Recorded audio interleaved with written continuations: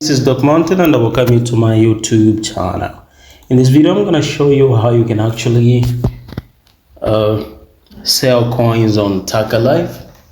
How you can send the coins to Taka Live users. So we open Taka and we're in. So you simply click the profile tab, which is in the bottom right corner, and then you go to coin seller. Coin seller.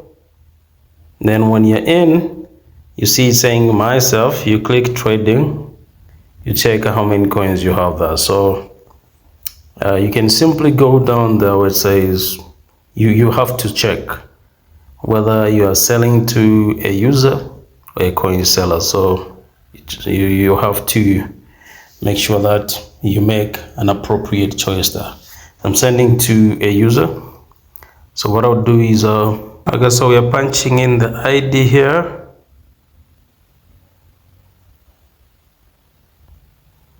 So after punching in the ID, we can check whether the user exists or doesn't exist. Okay, so they have brought the name. Okay, Samuel Marine. So we can now click transfer. And they want us to confirm. Transfer amount 10,000. So you can say transfer successive. And we are good to go. That's how we do it, baby. That's how we actually sell coins on Taka.